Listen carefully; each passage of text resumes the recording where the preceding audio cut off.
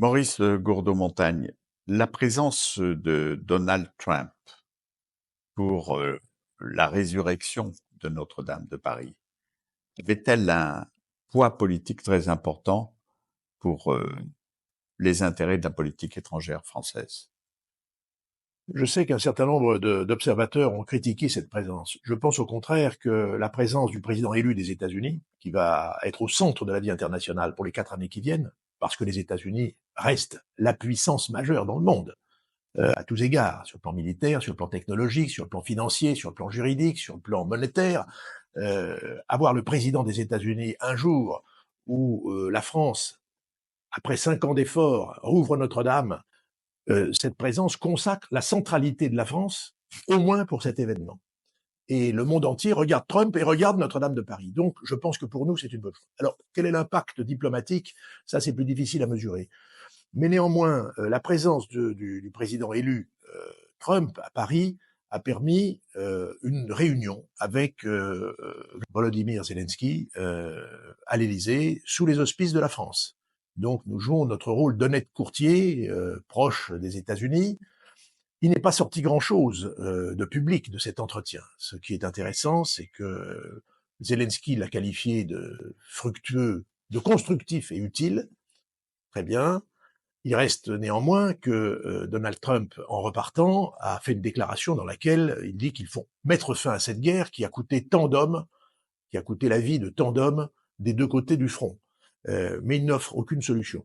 Ce qu'on sait, c'est qu'il y a une fatigue de l'Ukraine, qu'il y a de l'autre côté un avantage continuel, un grignotage continuel par la Russie des terres ukrainiennes, que la Russie a déjà un cinquième, entre un sixième et un cinquième des terres ukrainiennes, et qu'à un certain moment, ce grignotage va continuer à être à l'avantage des Ukrainiens, des Russes, et qu'il faudra y mettre un terme.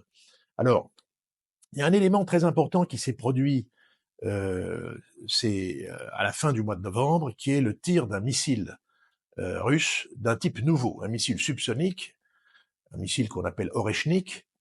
Ce missile, je crois que ça veut dire la noisette en russe, ou la noix. Enfin, ce missile Oreshnik a touché Kiev avec une précision qui se joue à peu près à 150 mètres. C'est un missile qui va à 13 000 km/h, qui peut résister à des hautes températures de plus de 2000 degrés dans l'atmosphère, et qui a surtout une capacité d'emport nucléaire. Le tir de ce missile, d'un type nouveau, remet en cause les équilibres conventionnels et stratégiques. Et les Américains ne s'y sont pas trompés. Le général Gerasimov, le chef d'état-major de l'armée russe, a téléphoné à Lloyd Austin, c'est ce qui est rapporté, le secrétaire d'État à la défense américain, pour lui dire qu'il y avait des missiles à disposition de ce type, qu'il y en aurait d'autres, et Poutine, entre-temps, a fait une déclaration sur les productions en série de ces missiles.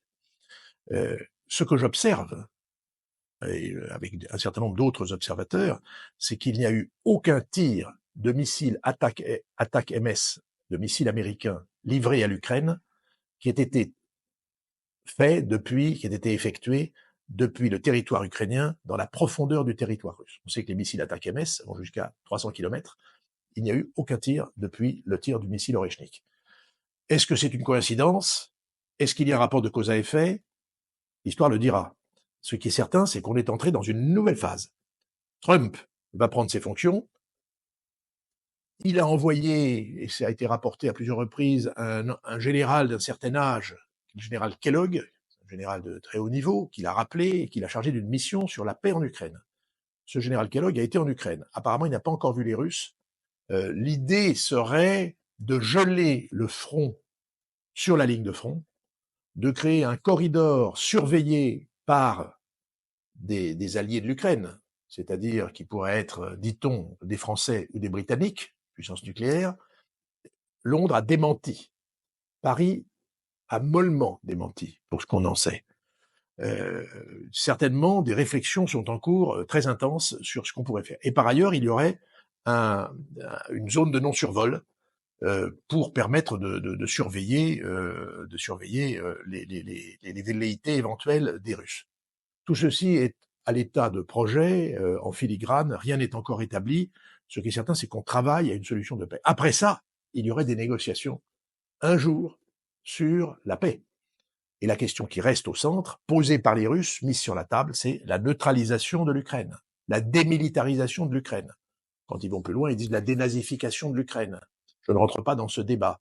Mais ce qui est certain, c'est que la question de la sécurité au centre de l'Europe reste posée comme elle l'était avant le début de la guerre, avant le 22 février 2022, le 24 février 2022. Donc on est dans une situation où il faudra un jour inventer une nouvelle architecture européenne de sécurité. Ce qui se passerait sur la ligne de front peut laisser imaginer que, à défaut d'avoir l'OTAN comme, je dirais, partie prenante, certaines forces entreraient en jeu. Les Chinois voudront sans doute faire quelque chose, seront sans doute sollicités. Les Indiens, bref, il y a tout un jeu qui s'ouvre, qui est un jeu d'un type nouveau. On peut être certain que Trump sera à la manœuvre. Reste à savoir si le président Poutine acceptera les solutions proposées par Trump. Et là, il y a un grand point d'interrogation, parce que un certain nombre d'observateurs pensent que Poutine voudra continuer à gagner encore un peu plus pour imposer sa vue lors des négociations de paix, imposer ses vues lors des négociations de paix. Et on peut imaginer aussi que le président Trump, mécontent du refus par Poutine, renforce la main de l'Ukraine un peu plus fort. Tout est encore ouvert et possible. Donc Trump n'annonce pas nécessairement la paix. On verra ce qui va se passer à partir, je dirais, des contacts qui s'établiront et des solutions qui commenceront à être proposées.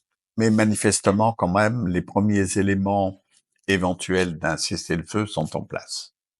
Sont en train d'être recherchés pour être mis en place. On est à un stade très préliminaire de ce que pourrait être une solution d'arrêt des combats et ensuite une solution de paix. Merci Maurice Gourdon-Montagne.